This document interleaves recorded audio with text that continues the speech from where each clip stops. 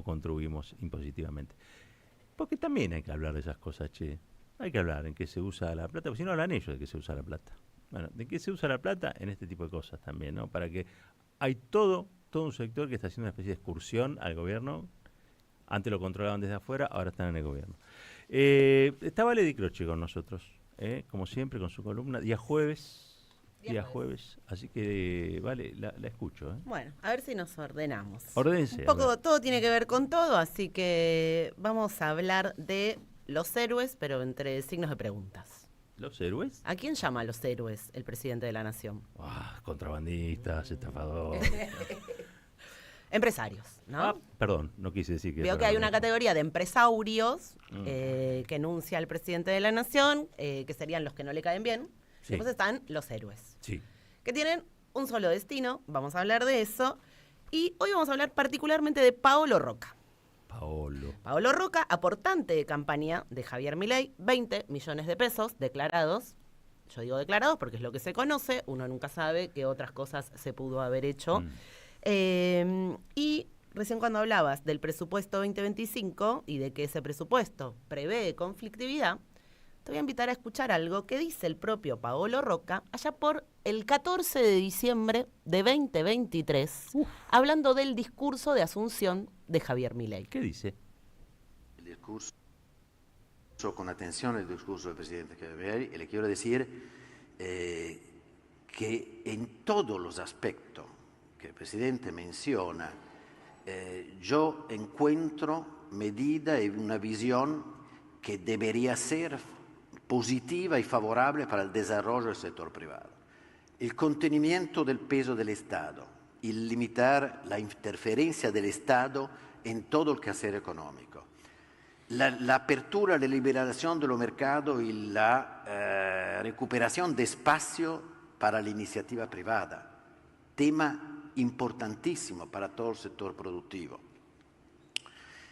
El focus sobre temas estructurales como la educación, temas de normalización del valor no solo de la variable económica, pero también de la variable social, la seguridad también, tema que afecta mucho de nuestras empresas que operan en áreas donde el crimen organizado a lo largo del tiempo ha tomado un espacio que se ha transformado en un obstáculo real a la actividad económica. Entonces, cuando yo leo todos los puntos mencionados por el presidente en los distintos ámbitos, veo la posibilidad de un reset de la Argentina en muchos de sus aspectos.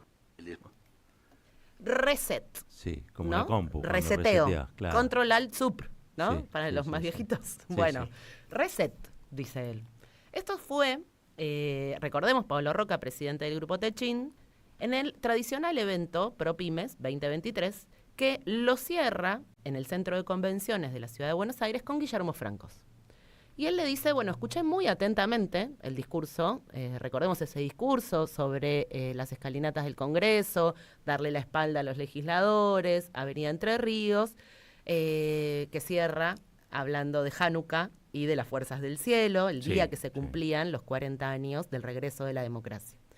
Y le dice además Paolo Roca, de todo esto que enumera, que son las cosas que él ve del Estado elefantiásico, que hay que achicar el Estado, el peso de los impuestos, etcétera, etcétera, que tiene dos preocupaciones, va a decirle Paolo Roca. Escuchemos cuáles eran en diciembre, 14 de diciembre del 2023, las dos preocupaciones del presidente de Techin. A ver. Uno de estos es la capacidad de construir un consenso político y un consenso institucional sobre el futuro. Este tema, y por esto me parece muy importante la presencia de Guillermo hoy con nosotros, porque como ministro del Interior va a tener una tarea difícil pero importantísima. Un segundo aspecto va a ser el contenimiento social mientras el país resetea su variable. La conflictividad social mientras reseteamos, claro, ¿no? Claro, o sea, pues si hay que resetear, va a haber conflictividad social, dice Paolo Roca. ¿Qué hacemos entonces? Le dice a un Guillermo Francos, recién asumido como ministro de Interior, recordemos que ahora es jefe de gabinete, ya no es ministro de Interior. Y Paolo Roca le decía esto a Guillermo Francos, que miren lo que le contesta en el cierre de esa exposición. Camino es quitarles a las fuerzas productivas, al sector privado, el peso del Estado de encima.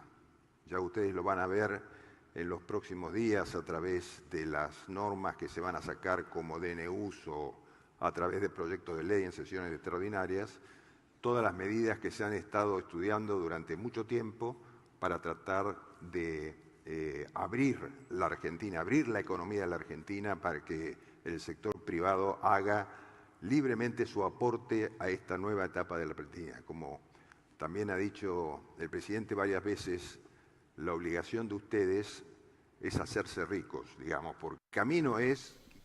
La obligación de ustedes es hacerse ricos. Qué maravilla. Es una frase esa muy, muy descriptiva, ¿no? Todo un modelo. Todo un modelo. ¿Y sabes de dónde viene esa frase? ¿De dónde? Que ahí son las cosas interesantes de La Libertad Avanza y de Javier Milei. El día de uno de los capítulos del Arca de Milei, hacemos el chivo de paso, habla de un texto de Milton Friedman publicado en el New York Times el 13 de septiembre de 1970. Ese artículo, que se llamaba La responsabilidad social de las empresas, hablaba de que el único objetivo que debían tener los empresarios era el de hacer dinero y maximizar sus ganancias. ¿Y por qué decía esto? Porque había una pelea con empresarios europeos en donde aparecía esta idea de responsabilidad social empresaria, que no compartían los liberales ni la Escuela de Chicago. De eso que se hagan cargo las comunidades, los gobiernos, los estados, mientras que nosotros lo único que tenemos que hacer es hacer dinero. Plata. Así que resuena un poco cuando Francos le dice el presidente que lo único que ustedes tienen que hacer es hacer dinero. Esto pasaba el 14 de diciembre. Sí. ¿Y qué le dice también Francos? Se vienen una serie de medidas exactamente una semana después. Recordemos el 20 de diciembre, esa imagen desoladora de un presidente sentado, con todos su gabinete detrás, con ese Sturzenegger, que por entonces no era funcionario, paradito ahí, acompañando, actual ministro de Desregulación, se anunciaba el decreto 70-2023. 20 de diciembre. ¿Y qué pasaba el 21 de diciembre?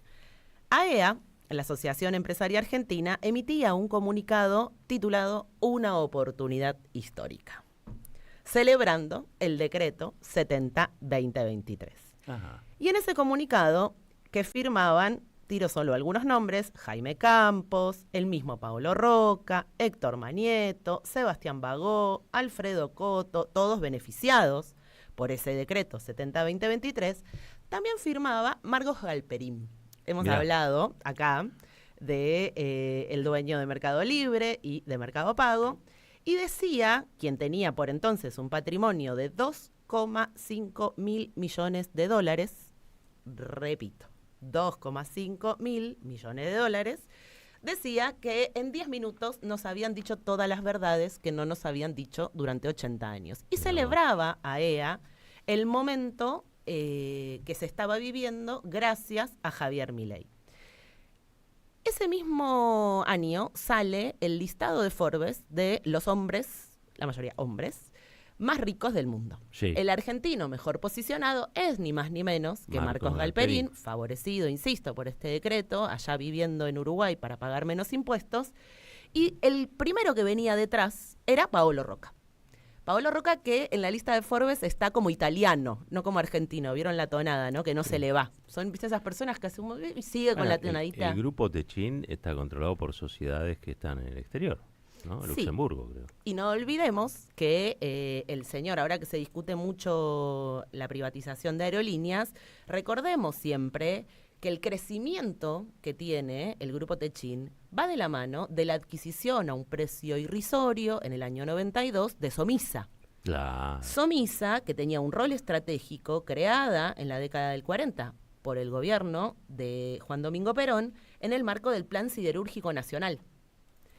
Empresa que se trata de privatizar durante el gobierno de Alfonsín, que la resistencia de los trabajadores no lo permite, que además era a principios de los 90 la empresa que más facturaba en la Argentina y que se la entregan llave en mano, podríamos decir, con 15.000 trabajadores, retiros voluntarios, indemnizaciones, 15.000 trabajadores, Ramallo y San Nicolás, 2 ciudades estructuradas en torno a Somisa, y eso se reduce luego a 3.500 trabajadores directos, 2.000 indirectos. Digo, tanto que se habla, que veníamos hablando de la cultura del trabajo, de que estos proyectos libremente, sin la pata del Estado, van a generar trabajo, mentira. Totalmente. Lo único que hacen es reducir la planta de trabajadores en beneficio de las ganancias, como decía la doctora Salvo al principio, siempre es ganancias por sobre el dar empleo. Me acuerdo de Naldo Brunelli, que era el secretario general de la UOM de San Nicolás, Naldo Brunelli.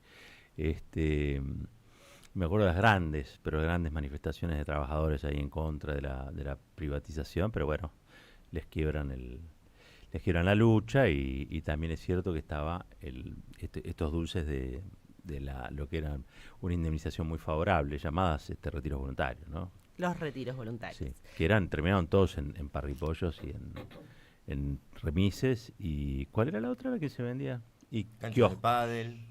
Bueno, llegó a haber hasta 4 kioscos en una cuadra en San Nicolás en aquel tiempo. Patrimonio neto, según Bloomberg, de Paolo Roca, 15.000 millones de dólares, ¿sí? Según el índice de multimillonarios que publica Bloomberg.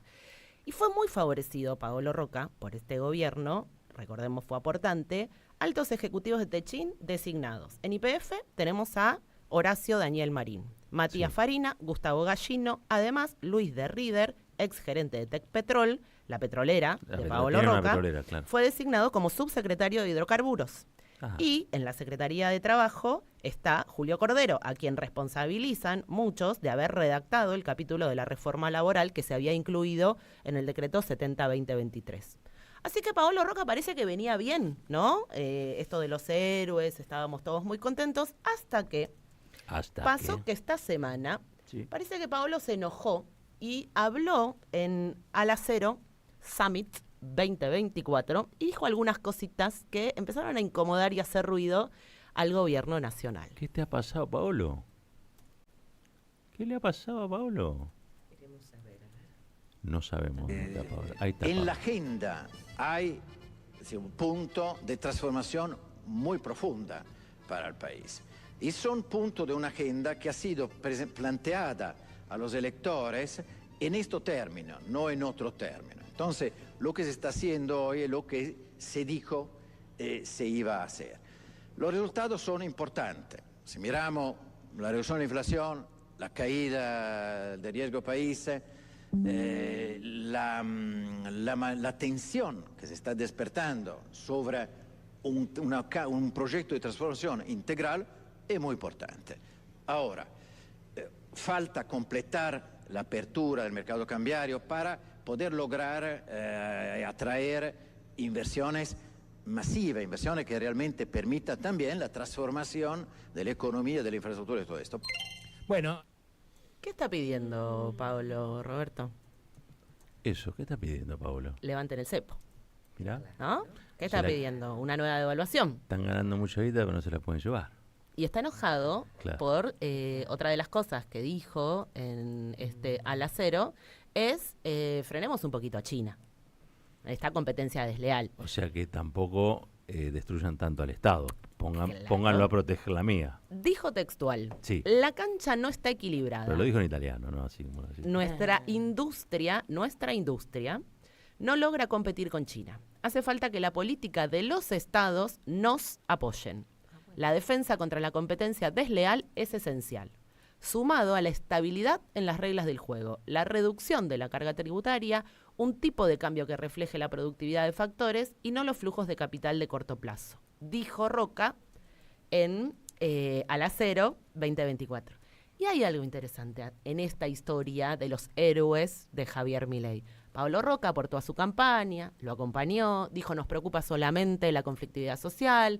Francos le dijo, take it easy, total, ustedes solo hagan plata. Y el tema es, ¿cuánta plata más va a hacer Paolo Roca?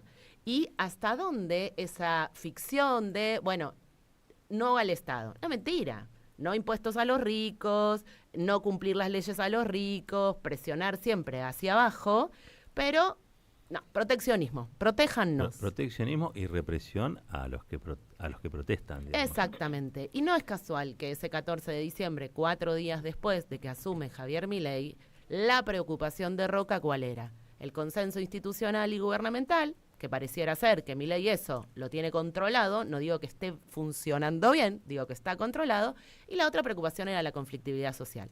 Bueno, parece que eso ya no le preocupa tanto a Paolo Roca. Ahora le preocupa, no estaríamos ganando lo suficiente y entonces ahora necesitamos que ese Estado que ya garantizó que va a reprimir, volvamos a lo del presupuesto 2025, que tiene a el sistema político en una situación de tensión permanente y las instituciones limadas de manera permanente, ahora vengan y protéjannos. Que es la misma discusión que había en los 90. Es falso que el Estado se retira. El Estado no se retira.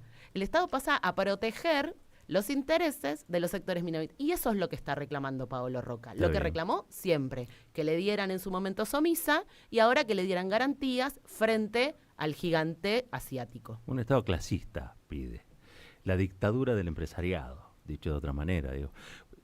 Comentábamos antes, un tipo que fue sociólogo de izquierda ya por los 60, en su juventud, un grupo de izquierda vinculado, cercano si se quiere, a Lucha Operaria, creo que se llama el grupo, Lucha Operaria, que algunos vinculaban a Brigadas Rojas, no, nada que ver, pero pasó de la liberación de la clase obrera a la liberación del mercado, así, que en realidad es de la dictadura del proletariado a la dictadura del empresariado. Tal vez por esa historia, exactamente, sí. Por esa historia finalizó su discurso Roca diciendo: debemos poner atención en las comunidades en las que estamos presentes para reducir nuestro impacto ambiental, obtener su apoyo y contribuir a su progreso social, económico y educativo. A mí me interesaría saber cómo van a empezar a resolver esas contradicciones que tienen, porque suena más al foro de Davos, estas últimas palabras de Paolo Roca, que a Friedman diciendo: ustedes solo dedíquense a hacer dinero. Hay que mirar a estos personajes, ¿no? Porque el futuro del modelo tiene que ver también con estos movimientos. Así que, muchas gracias. Vale Di Croce con nosotros. Tenemos un parroquial, creo. Porque tenemos parroquial. Estuvo en Santiago y ahora se va con el libro El Arca de Milei, ¿a dónde? A Mendoza.